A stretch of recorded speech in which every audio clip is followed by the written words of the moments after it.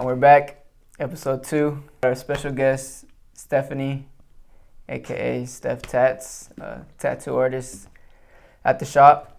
I know you're not trying to laugh. I can cut these parts out. But yeah, we're basically just gonna introduce, Stefany. You'd just like to tell us where you're from, and yeah. Where I'm from? I'm from Wheeler, Texas Panhandle. Small town, middle of nowhere, Texas, back roads, and like 10 people per class, each grade. Yeah.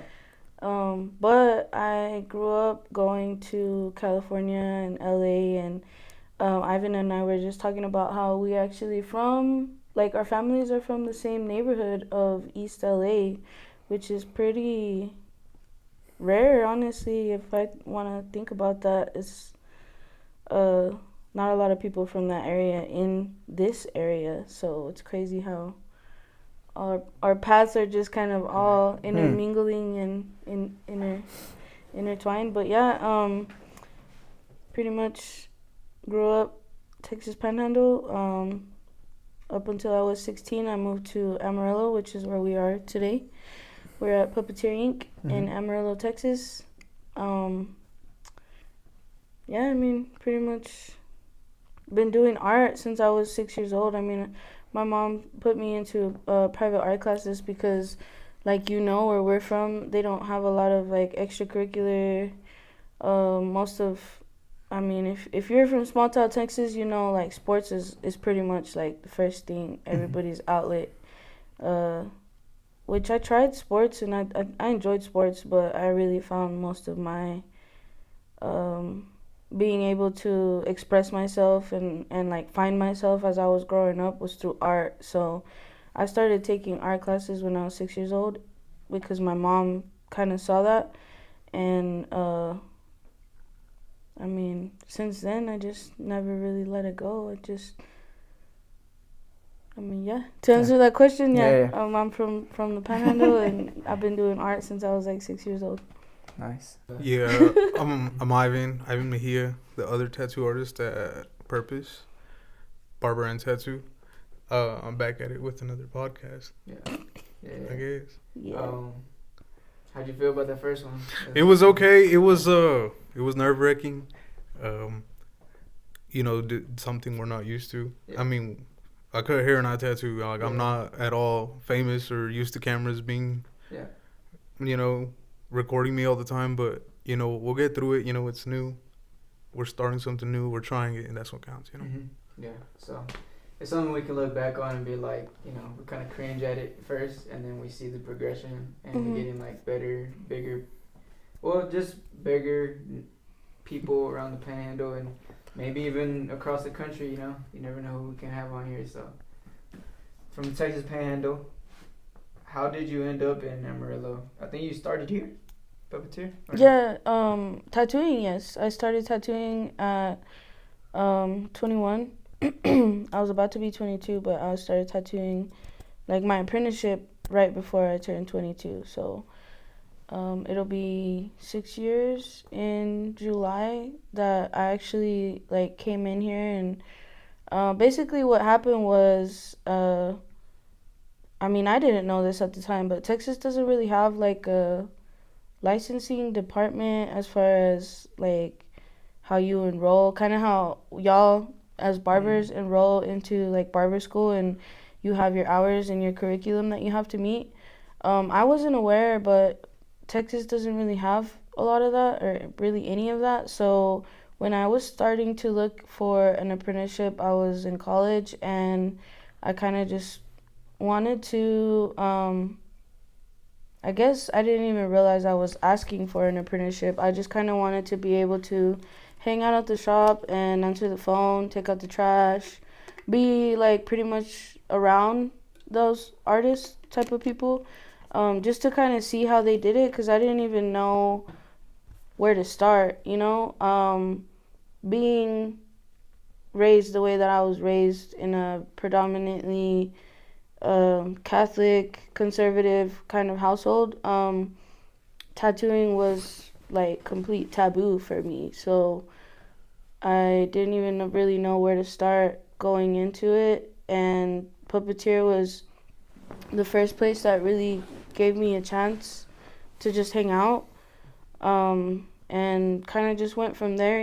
I did like a 2-3 month just kind of me hanging out and making myself an asset to the shop, kind of,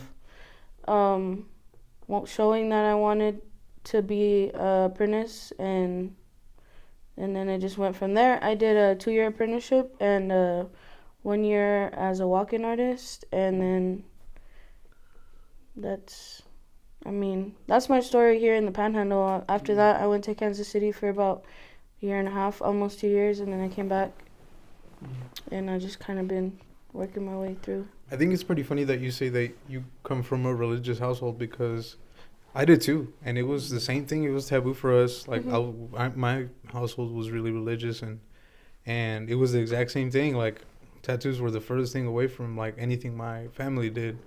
So for me to start doing what I did, it was pretty hard to get into.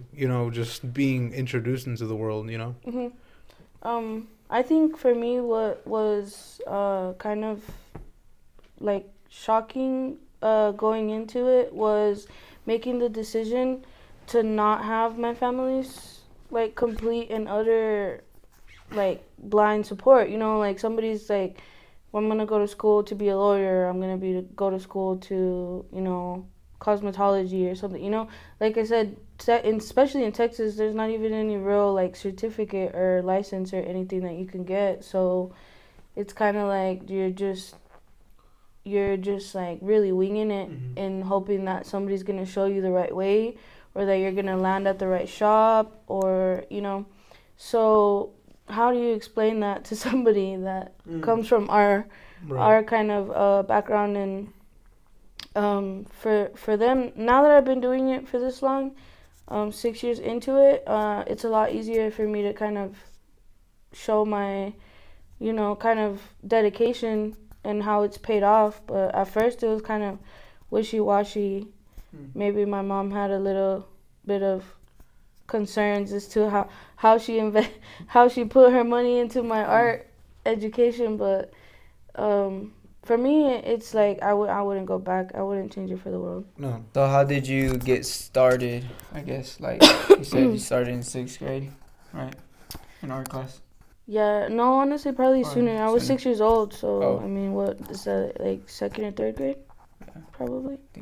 Yeah, it's like pretty much the only art teacher that I know of that does private classes in like the Wheeler, Shamrock, Canadian kind of area. Her name is Sybil Clark. Shout out if hopefully she gets to see this. But yeah, man, that lady pretty much changed my life as far as I'm concerned, because I didn't have like a lot of after school kind of like sports. I didn't like to go to the park and play basketball. I didn't really have a lot of time to be like on the computer or anything like that, but I definitely enjoyed the time that I got to spend at my art class on Wednesdays every week. So that's kind of what I held on to growing up. And whenever I was 16 and I came to Amarillo, I was able to have it like as an actual class, like a part of my curriculum. So I decided at that point that I might search like a career in some type of art degree, So that's what I did. Whenever I graduated, I went to West Texas A&M for studio art. And that's kind of where I started, my path as deciding that I wanted to be an artist, not really knowing what I was going to do to make the money as an artist, but I kind of started to believe that I had a little bit of potential, grew into it just kind of working out. So you started in Amarillo and then you went to Kansas City, Missouri. Right. How did that happen? Did you meet somebody there? Yeah, so actually through the apprenticeship and working at Puppeteer, I met a lot of artists that were from out of town, guest artists, and also just immersing myself into the culture and kind of kind of like you did, like just like making yourself available to the opportunities of like making these connections, going the extra mile to place yourself in the right at the right place at the right time. Like I started going to conventions, I made friends, I kind of just made myself available to a really good opportunity at Rebel Muse in Kansas City.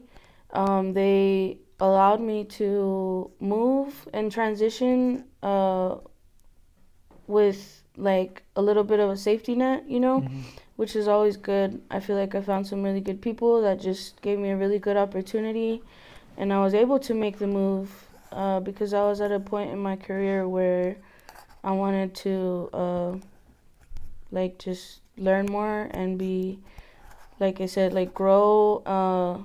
At that point, it wasn't necessarily just my art. It was like learning how to be a tattoo artist, you know, how to make it like my lifetime achievement kind of thing, you know, which at the time felt really far away. But now I'm like 2 years back from coming back from Kansas City, and I think I'm able to apply it to what we're trying to do a lot easier. That's pretty much how I ended up in Kansas City. It was just kind of being ready for the opportunity. I was gonna ask, what is probably one of the biggest things you've learned? Like, I don't know if you had somebody kind of like under your wing or showing you the ropes. What was one thing that you learned? What is one of the major things you've learned so far? And what is something that you wish you could have worked on earlier? Basically, that burnout is real. And that, yeah, I mean, pretty much burnout is real, and you kind of get lost sometimes in the journey of trying to make money, but still be a creative and also strive for your like moral compass, I guess I would say. Like what we're trying to do and say is like purpose, like what is your purpose, how is your purpose, like what are we trying to do, like other than just cutting hair and doing tattoos, what is your motive behind that? I think I would have tried to search for that a lot sooner, and maybe I wouldn't have gotten so easily distracted in the burnout.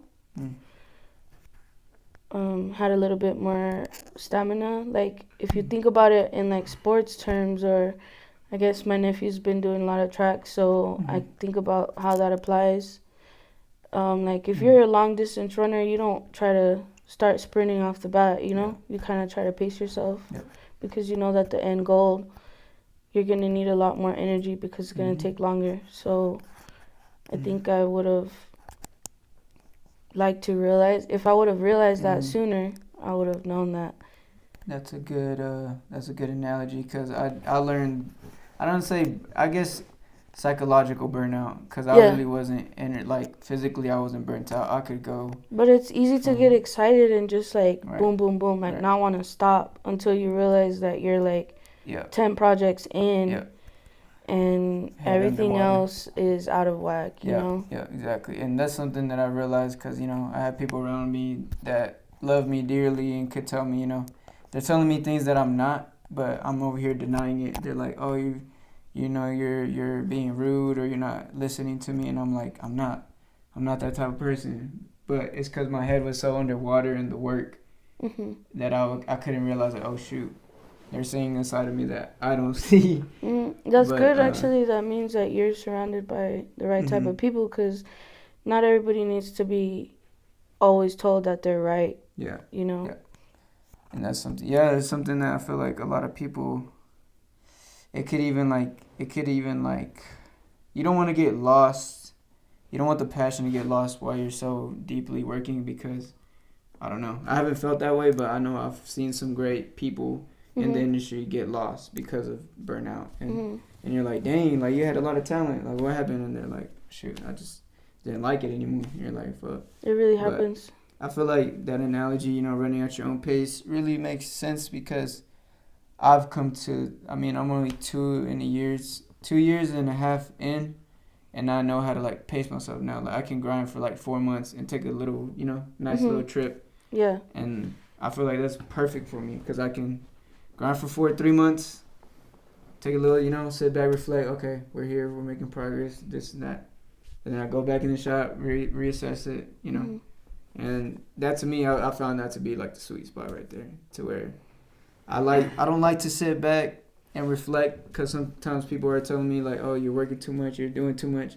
I'm like, bro, I'm just anytime I get that fire or something lit under me, I gotta take advantage of it, and I almost enter this flow state where it's like, okay. And you have to be careful whenever you take people's advice because, like you said, not everybody can handle. Yeah. Not everybody is. I mean, it's just different levels. Yeah. Like some people are at a different level, and it doesn't matter the age or the experience. Some people just have a different type of work ethic to them. Yeah. So something that might be a lot for somebody else might not be like as much for you, or vice versa. Yeah. It's not a lot.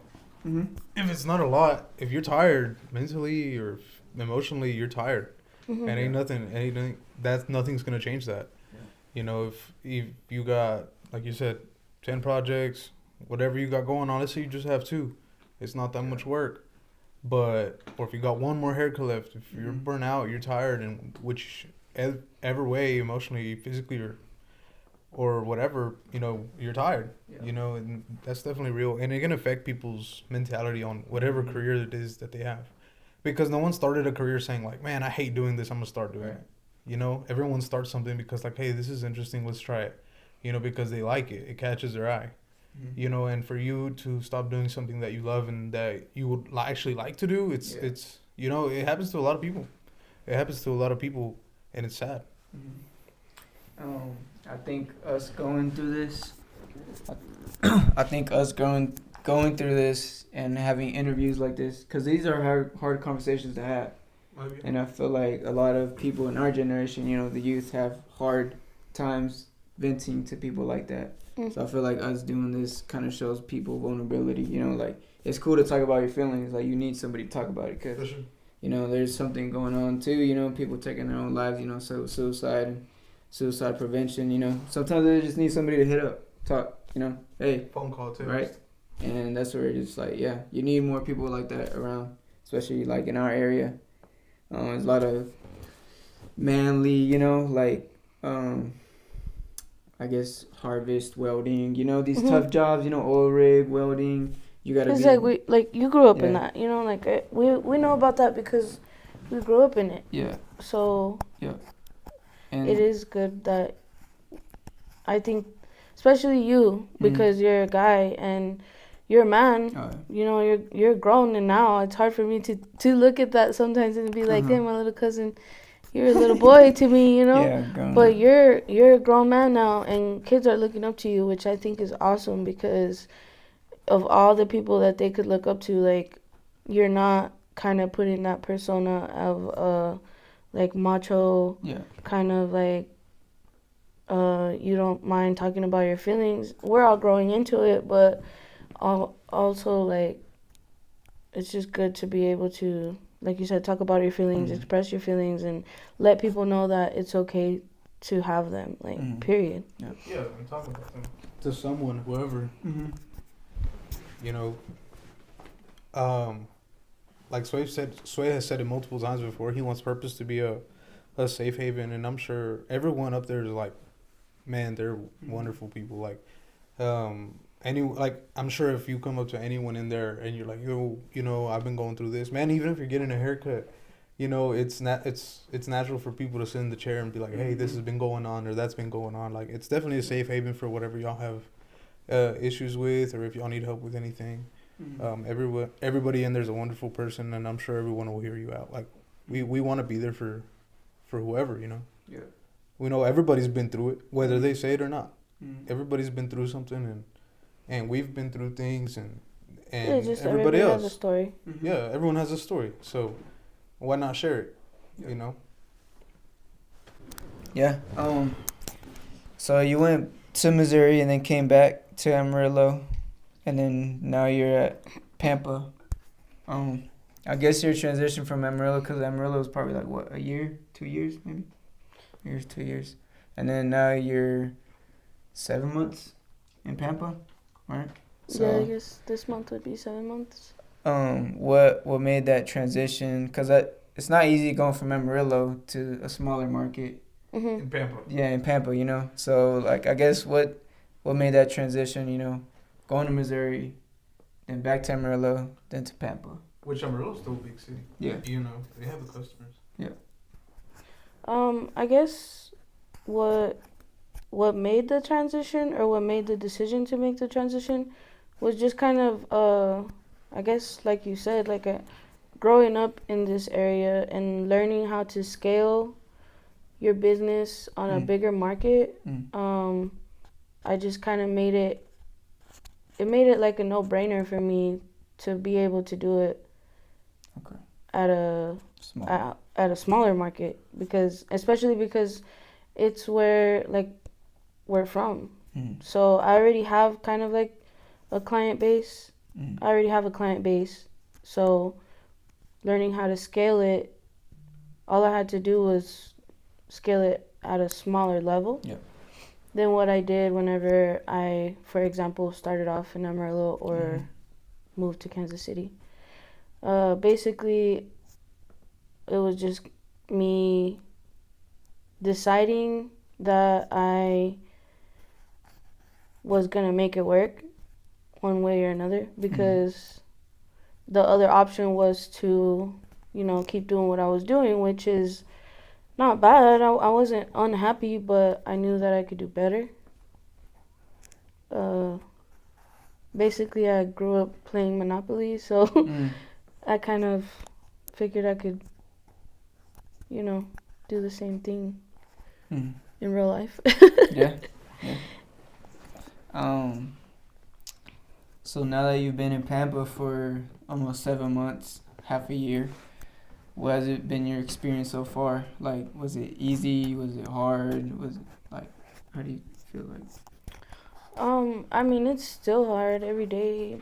Nothing's ever been easy. I think throughout the whole process, from my apprenticeship to moving to booth rent, to moving states, to coming back, none of it has been easy, but it's definitely becoming a little bit more comfortable in terms of it's starting to like pay off financially. There's still a lot of emotional kind of process that happens, but it's worth it to me now. In my mind, it's worth it because it's gonna pay off, and I get to make the decisions and determine what happens and how my money is being used and where the profit is going. I want to ask Ivan, how's it been? Like, how many months are you barely starting? 11 months. 11 months, so close to a year starting, and that's from like barely picking up the pencil. Buying one. Buying a pencil. Like a machine. Oh, machine. A tattoo machine. Okay. A tattoo machine, yeah. So can I ask you a question before that one? Yeah. How long have you been like into art, like drawing and stuff? Man, I've been into art since I was a kid. I just found a couple days ago, I found one of my old notebooks that had my drawings in it from, like, I was in 5th grade. So I don't know how old. So it's always kind of been your outlet? It's always kind of been a hobby. I stopped for a while, because you go into, like, at the end of junior high, going into high school, you want to be, like, doing all this other stuff and, being a teenager. And so I stopped for a while, but at the end of the day, I feel like art is one of your roots, 100%. Like, if you, like, music, people that are into music eventually, like, most of them go back because it's a gateway, for a lot of things. But yeah, I mean, I've always been into it, and it's I feel like me always doing art or in the type of way that I do, it just makes it easier for me to understand something like tattooing or like spray painting. If I was to try to get into that, I would, and it's easier to understand because you've been doing some type of art since you were younger. It's like just like a person that's been into music their whole life. They play the piano as a kid, So they pick up another instrument, it's the same notes, and they're like, oh, wait a minute, I've been here before. You learn how to read music. Yes. Same thing as with art. Kind of like I said, I've been doing art since I was young. So in learning tattooing, I almost took it as learning a new medium. For sure. For sure. It's another medium because, in our reality, there's a pencil and there's a paper and you're drawing. And the tattooing is, obviously, it's a lot different. There's a lot of more things that go into it, but it's a machine that writes and a skin. And it's pretty similar. There's a lot of more things that go into tattooing, and we both know that. But whenever you have it in your background and you love it, the big thing is like you love what you do. You're gonna naturally progress. But and what's one thing you've learned that kind of like blew your mind? Kind of like going into tattooing. How expensive that shit is. Yeah. It's expensive. Okay. Tattooing is expensive, but That's what blew your mind? Yeah. I knew the tattoos were expensive, but like the thing is, you buy one machine and you can't stop. You buy one set of inks and you can't stop. It's just things like that. You buy one set of cartridges and you want to try more brands, different groupings, and a lot of things that really what blew my mind was seeing everything on TV, on social media, and everything like that. And then me within like a couple months, I'm like, damn, that's something that I could possibly be at if I just keep at it. Yeah. I could possibly be there if I just keep going. And man, like I said, I've only got 11 months, and for me to be seeing it so fast, I'm like, that's pretty shocking. Yeah. It's pretty shocking. Like you've always played soccer, and next thing you know, they paid for your tuition and you're in college, and you're like, man, that's something I could probably get. I'm almost there. Yeah, for sure. And that's something that blew my mind. And I think like the more you kind of get into it, the more you feel like the easier it gets. And I think changing your vocabulary too, like for me, when I first started, I thought meeting like Chris Bosio, like these big people in our industry was like crazy, like unreachable. But now I look at it and it's like, no, like if I talk to somebody else that they hold that to like a high pedestal, they're like, I'm like, nah, like don't wish, like make it happen type of thing, For sure. That's where I was like, I feel like changing your vocabulary about how you speak about things. Like now, like I hear some people saying like, oh, I hope it works. Oh, I hope I'm gonna get there. And it's like, nah, bro, don't hope. Like, make it happen. Make it happen. Make it happen. And that's how I changed my mindset going into anything. It's like, nah, I ain't gonna hope. I ain't gonna buy this building and hope it, it works out. I get a full shot. Right. And stuff. It's not just gonna fall in my lap. No, I'm gonna make it happen. Right. It's like planting a seed and not watering it and expecting it to grow. Yeah. So. Yeah, but it definitely helps us to progress and do things like that if you around good people and the people that do the same thing as you. Yeah. Like, I started off in a shop pretty early, and just like being around other artists already changes a lot of your perspective on how they do things. And then especially now that I'm working with Stef, like, the things that she knows, the connections that she has, just with 6 years of doing what she's doing, it's a big thing. And it definitely helps someone like me that's like, damn, you got 11 months under your sleeve compared to 6 years. It's a big difference. And to be working next to someone that has that pedigree, it's cool. There's levels to it. Yeah, there is, for sure. That's what I was like, damn. I don't know. I really haven't asked her much about the people she's met and places she's been, but the more she kind of shares that, I'm like, okay, kind of up there, Like, that's cool to see, though. So, any future plans you see happening with Tattoo Studio in Pampa? Yeah, I was gonna ask almost the same question. What do you see? Well, right now it's just me and you. Where do you see us going here in a couple years, or just in the next year, including our renovation? Yeah. I guess I really don't know about that. I kind of liked your answer on the last episode. Where you said, like, I don't want to necessarily put too much of a cap on it. Yeah.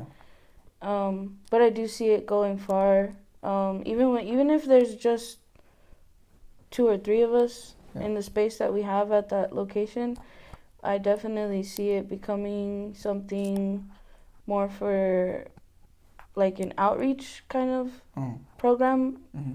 with art, as far as monthly art nights and like mental health kind of nights as well. Like just pretty much basically just make it like a place where people can come and create and not feel like they have to be a certain category or a certain group. Just come, be yourself, bring the intention of creativity and openness, and everything else will kind of just flow. I do want that to be something that we embody as a shop. And as far as plans with my career, like personal, I mean, there's a couple conventions that I like to go to like yearly, but I think for the most part I'm gonna focus on growing the shop into a community hub and a place for kind of like we said, like the misfits to kind of come and be a part of. Okay. If you could give advice to a younger artist, what's an advice, like similar to yourself or maybe lost? A person out there that's lost and trying to, find their way. Through art? Yeah. If I could say something to that? Yeah. Just basically, I think what I would say, it's almost like talking to my younger self, honestly, because I feel like that's pretty much what I was.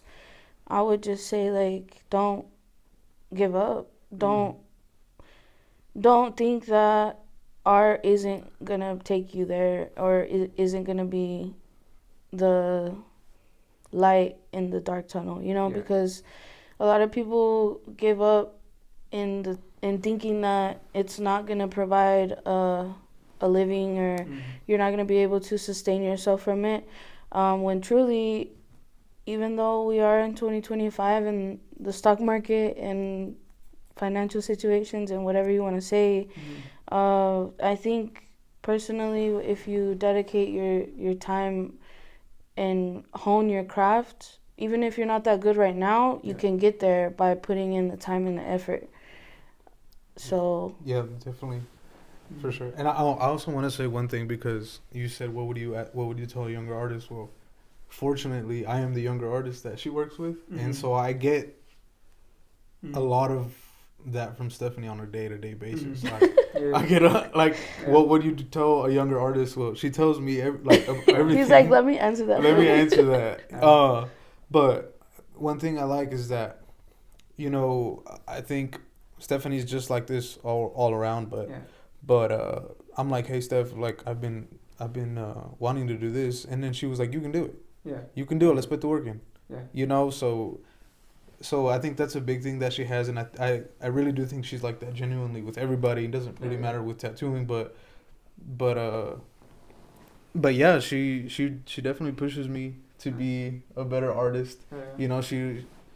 Well, because I feel like you want to be a better artist. I do. Like I said, sure. Like to answer that question, if you can be and do whatever you want, it goes back to what you said is, I don't hope that that's going to happen. If that's what you want to do, then do it. Yeah. There's nothing to stop you from it other than yourself. Other than yourself. Yeah, other than yourself. Because in our reality, sometimes we hold ourselves back. Yeah. But you hold yourself back in thinking that other people's opinions matter or other people are right about what they're saying or thinking. They're not. They're not. They're not. Unless you make them right. Right. Unless it's something bad, don't be doing nothing bad, but everything else, they're not right. Listen to yourself, listen to your heart, and as long as it's something productive and something fun and something that's not gonna hurt nobody, do yourself. Yeah. Stay in your own path and don't let no one stray you from it, because at the end of the day, next thing you know, you could be an artist. Yeah. You could be a singer, you could be this, you could be that. So don't let nobody tell you otherwise. Do your thing. Yeah. I think that's something I'm working on too, is like being myself, being more outspoken, funny, goofy, because I wasn't always just a lot of people know me as a quiet, don't say much kid, serious, you don't show much much expression, but I'm trying to get back to that. So like, just pouring into your own cup helps out a lot. I'm pouring into my cup a lot more, so I'm being able to be I feel like I'm being able to be myself again. You know, skin glowing a little bit, acne's getting gone. So I'm happy with that. I've been trying to get rid of that for the longest time, but I guess anything else you want to cap it off with, or I can say something. Yeah. Kind of something to add on to what you just said is pouring into your own cup. I think it's important to realize that you need to find yourself enough and get to know yourself enough to know what you need to pour. Because kind of to the same reference that Ivan was talking about with plants, like some plants, if they get too much sun, they die, or if they get too much water, they die. So you have to get to know yourself in terms of what is good for you, and then go with that, which also takes a lot of time and effort and silence and alone time with yourself, because you can't really get to know yourself if you can't sit with yourself for X amount of time and get to know what you like and who you are and what you want to do. So I think a lot of the going back to mental health and stuff, a lot of the problem, in my opinion, or not problem, but something that people could work on is learning to be with themselves and be comfortable with themselves, not listen to everybody's opinion, and take that, what they learn from that, and like just run with it. Because whenever you and I talk about people's superpowers, like we all have superpowers. Whenever people get to know themselves, you uncover your true underlying identity, person, whatever, superpower, however you want to call it, purpose. Whenever you discover that, it's almost like you upgrade, you get to the next level, and then you get to worry about what you want to do with that.